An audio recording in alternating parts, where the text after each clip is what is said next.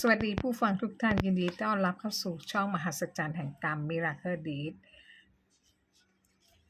เรื่องมีอยู่ว่าเมื่อตอนที่ดิฉันเป็นวัยรุ่นประมาณ17ปีที่บ้านได้เลี้ยงสุนัขตัวผู้ไว้3ตัวตัวเมีย6ตัวจริงๆแล้วไม่ได้ตั้งใจจะเลี้ยงสุนัขแต่พี่ชายนำสุนัข9ตัวมาเลี้ยงแต่พอพี่ชายย้ายบ้านไปอยู่บ้านใหม่พี่ชายไม่ได้นำสุนัข9ตัวไปด้วยจึงกลายเป็นภาระหนักทางบ้านที่ต้องเลี้ยงดูสุนัข9ตัวเนื่องจากสุนัขตัวเมียถึง6ตัวแม่จึงให้ดิฉันพาสุนัขตัวเมียไปฉีดยาคุมทุกๆ3เดือนและฉีดยาการพิษสุนัขบ้าปีละ1ครั้งแต่ก่อนที่เราจะฉีดยาคุมเนี่ยให้สุนัขตัวเมียเราเลี้ยงปล่อยตามธรรมชาติดังนั้นตัวเมียจะคลอดลูกออกมาครั้งละ5-6ตัวจนกลายเป็นหลาย10ตัวเราเลี้ยงไม่ไหวแม่จึงจ้างให้คนนำสุนัขใส่กระสอบไปปล่อยที่ไหนก็ได้ที่ไกลๆบ้านมันไม่สามารถกลับมาบ้านได้แม่สุนัข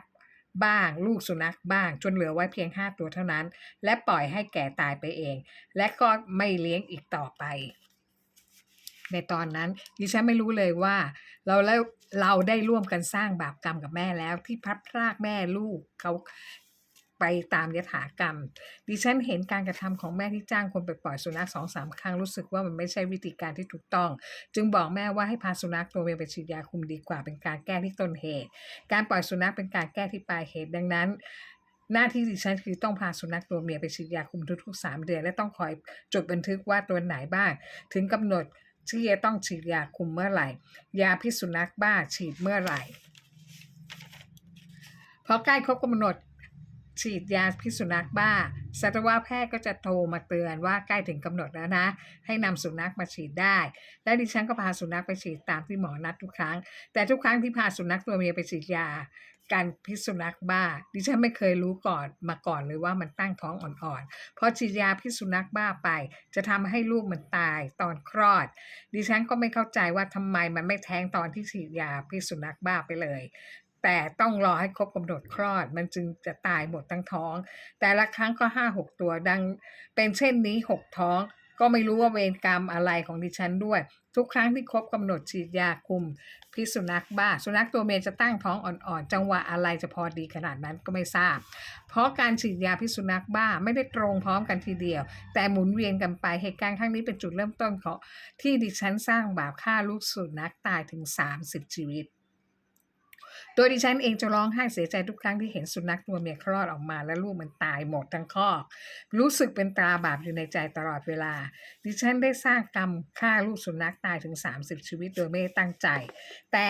ก็ได้สร้างบาปเข้าไปแล้วต่อมาดิฉันอายุได้25ปีประจำเดือนเริ่มมีปัญหามีเลือดไหลกระปิดกระปอยตลอดเวลาจึงไปหาหมอที่โรงพยาบาลหมอทำการขูดมดลูกเป็นครั้งแรกและนำชิ้นเนื้อไปตรวจผลออกมาว่าไม่เป็นมะเร็งแต่เป็นแค่พังผืดประจำเดือนก็มาปกติเรื่อยมาพออายุ32เริ่มสนใจศึกษาธรรมะและปฏิบัติธรรมถือศีลกินเจตลอดชีวิตเพราะรู้สึกผิดต่อบาปที่ทำไว้กับลูกสุนัขถึง30ชีวิตทุกครั้งที่สวดมนต์ภาวนาทำบุญอะไรก็ตามจะอุทิศส่วนกุศลให้กับลูกสุนัขทั้ง30ชีวิตขออโหสิกรรมขอขมากรรมขอให้เขาเหล่านั้นไปเกิดในภพภูมิที่ดีพออายุได้35ประจำเดิมเริ่มผิดปกติอีกแล้วมีเลือดไหลกระปิดกระปอยตลอดทั้งเดือนเหมือนครั้งแรกอีกดิฉันไปหาหมอที่โรงพยาบาลหมอก็ขูดมดลูกอีกเป็นครั้งที่2และนำชิ้นเนื้อไปตรวจผลเป็นแค่พังผืดไม่ได้เป็นมะเร็งต่อมาพออายุ59ครั้งนี้ประจำเดือนมีเลือดไหลไม่หยุดตลอด3วันทุกครั้งที่ปัสสาวะจะมีเลือดไหลออกมาสดๆเต็มโถส้วมดิฉันตกใจมากไปหาหมอที่โรงพยาบาลหมอบอกครั้งนี้ต้องผ่าตัดมดลูกทิ้งและถ้าปล่อยไว้จะกลายเป็นมะเร็งทันทีดิฉันตอบตกลงในทันทีและหมอก็นัดวันผ่าตัดจองคิวผ่าตัดกลางเดือนธันวา2561ก่อนหน้านั้นดิฉันได้ฟังธรรมของหลวงพ่อจรัญท่านได้เทศไว้ว่าถ้าอยากรู้ว่าทำกรรมอะไรมาจะต้องชดใช้กับเจ้ากรรมนายเวรอย่างไรและใครคือเจ้ากรรมนายเวรของเราที่มาตามทวงหนี้เราก็ให้เริ่มสวดอิติปิโส108จบเป็นเวลา1เดือนจะเกิดนิมิตฝันเห็นต้นเหตุแห่งกรรมและจะเห็นเจ้ากรรมนายเวรของเราดิฉันก็เริ่มสวดอิติปิโส108จบจนเหลืออีก1วันจะครบ1เดือนพอดีและวันรุ่งขึ้นก็คือวันที่ดิฉันจะต้องเข้าห้องผ่าตัดมดลูกทิ้งในคืนนั้นเองดิฉันฝันเห็นเด็กเล็กๆเพิ่งคลอดมีทั้งหญิงและชายจำนวนมากมีทั้งขาวและดำเกาะติดกันเป็นเหมือนพวงองุ่นที่ซีกซ้ายของมดลูกข้างขวาของดิฉัน ดิฉันเห็นตาของเด็กเหล่านั้นมองมาที่ดิฉันดวงตาบ้องแบ้วมากดิฉันตกใ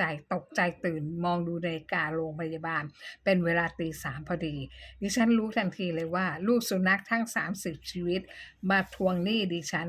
โดยให้ดิฉันต้องตัดมดลูกทิ้งไม่สามารถมีลูกได้อีกหลังจากการผ่าตัดมดลูกไปหมอบอกว่าผ่ามดลูกออกมาทั้งหมดปรากฏว่ามดลูกซีกซ้ายของดิฉันมีพังผืดสีขาวหนามากส่วนซีกขวาปกติไม่มีอะไรเลยเหมือนดิฉันฟังแล้วขนลุกเป็นจริงดังที่ดิฉันฝันไว้ไม่มีผิดทุกครั้งที่ดิฉันทำบุญกุศลใดก็ตามดิฉันจะอุทิศบุญกุศลให้สุนัข30ชีวิตให้อโหสิกรรมให้ที่ทำไปเพราะรู้เท่าไม่ถึงการสร้างบาปกรรมอย่างมหันต์โดยไม่รู้ตัวและในใจลึกๆคิดเสมอว่าบุญกุศลที่ดิฉันทำไปนั้นสุนัขทั้ง30ชีวิตได้รับหรือเปล่าอโหสิกรรมให้ดิฉันแล้วหรือยังพอดิฉันอายุได้65ก็ฝันเห็นลูกสุนัขทั้ง30ชีวิตมาหาดิฉันและพูดว่าทุกบุญกุศลที่ดิฉันทำส่งไปให้พวกเขาได้รับหมดทุกคนและอโหสิกรรมให้ดิฉันแล้วและพวกเขากำลังจะได้ไปเกิดใหม่แล้ววันนี้จึงมาลาดิฉันทนอยู่กับความรู้สึกผิดบาปมาได้48ปีนับตั้งแต่อายุ17จนถึง65เท่ากับ48ปีแห่งความทุกข์ทรมานที่ติดอยู่ในใจตลอดเวลา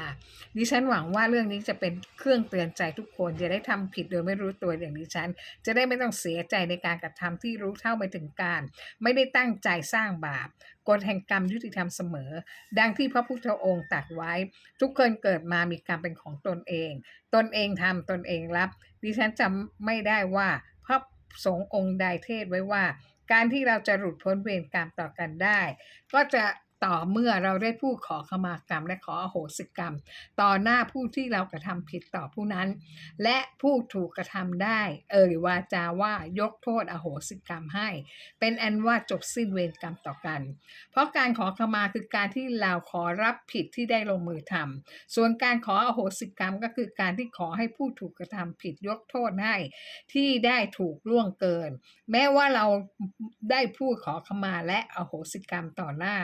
ผู้ที่ถูกกระทำแล้วและผู้ถูกกระทำได้วาจาว่าอโหสิกรรมให้แล้วก็ตามแต่กฎแห่งกรรมก็ยังต้องชดใช้กรรมที่เราได้กระทำไว้อยู่เสมอเพียงแต่ว่ามันจะไม่ส่งผลตามเราไปในภพหน้าสวัสดีค่ะ